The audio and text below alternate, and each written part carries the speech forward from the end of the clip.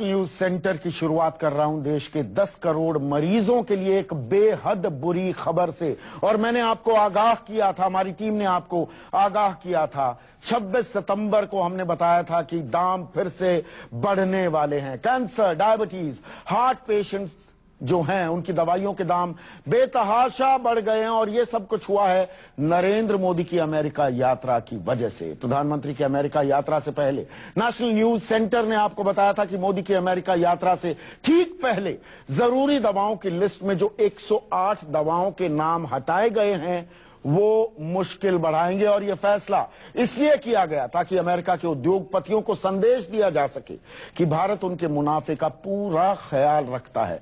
अभी शायद हमारी ये बात आपको याद ना आ रही होगी, शायद थोड़ा कम समझ में आ रही होगी, पर यह रिपोर्ट देखिए, पूरा मामला शीशे की तरह साफ हो जाएगा।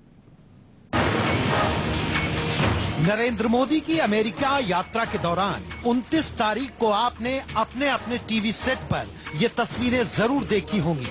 मोदी जी अमेरिका के बड़ी कंपनियों के सीईओ के साथ नाश्ता कर रहे हैं। आपने देखा होगा टीवी चैनलों के जाने माने पत्रकार और एंकर चिल्ला चिल्ला कर आपको ये बता रहे थे कि प्रधानमंत्री मोदी से मिलने के लिए जानी मानी कंपनियों के सीईओ भागे भागे आए। मोदी जी देश के लिए व्यापार जुटा रहे थे, लेकिन किसी ने आपको ये नहीं बताया कि ये नाश्ता दरअसल हिंदुस्तानियों पर, आप पर, मुझ पर कितना भारी पड़ने वाला है। नरेंद्र मोदी के साथ नाश्ते की टेबल में बैठे इन बड़े सीईओ में से 3 की तारीफ हम आपको बताते हैं। केनेथ सी फ्रेजर, अमेरिका की दवा कंपनी मर्क एंड कंपनी के मुख्य कार्यकारी अधिकारी। John C Staley, chairman Hospira pharmaceuticals and medical device. David W MacLennan, president Cargill food health and pharmaceuticals company. आप कहेंगे अरे भाई कौन सा गुनाह हो गया, देश के प्रधानमंत्री मोदी देश के लिए दिन रात एक कर रहे हैं और आपको चैन नहीं। अब थोड़ा धीरज रखिए और इस नाश्ते की टेबल पर जो सीईओज बैठे हैं उनकी कंपनियां कौन सी दवाई बनाती हैं उस पर गौर कीजिए। और गौर कीजिए इस बात पर कि यात्रा से पहले इन दवाइयों के दाम क्या थे और यात्रा के बाद अब दाम क्या हो गए हैं। लेकिन उससे पहले इसी खबर का एक और पहलू देखिए। अगर हम कैंसर की बात करें, ब्लड प्रेशर की बात करें, कोलेस्ट्रॉल की बात करें, डायबिटीज, टीबी, इन सब का इलाज करने वाली जो दवाइयां हैं। 26 सितंबर की रात को हमने आपको नेशनल न्यूज सेंटर में खबर दिखाई थी कि दवाई के दाम तय करने वाली संस्था राष्ट्रीय औषधि मूल्य निर्धारण प्राधिकरण NPPA ने 108 दवाइयों को आवश्यक दवाइयों की सूची से निकाल दिया है। नतीजा, बेहद घातक बीमारियों की बेहद जरूरी दवाइयां महंगी हो जाएंगी।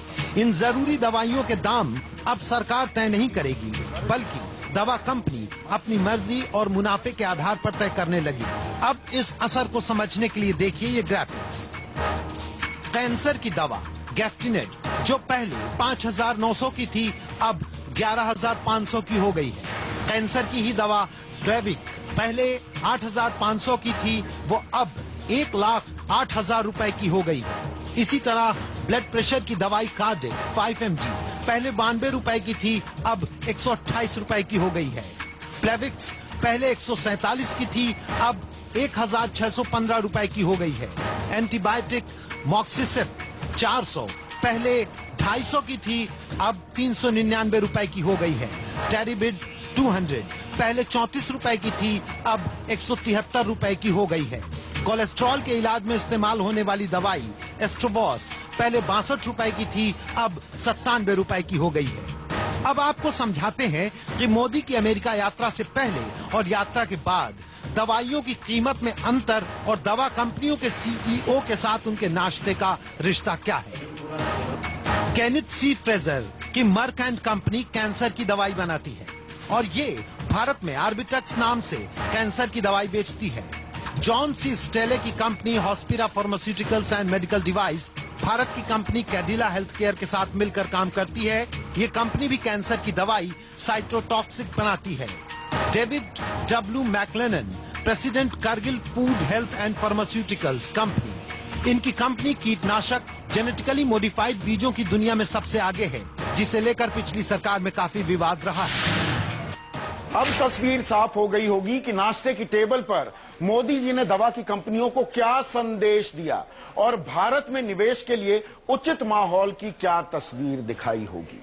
यह भी बात आपको समझ में आ गई होगी कि खबर वो नहीं होती जो तस्वीरों में दिखती है, खबर वो है जो हम आपको बताते हैं तस्वीरों के नीचे से निकालकर।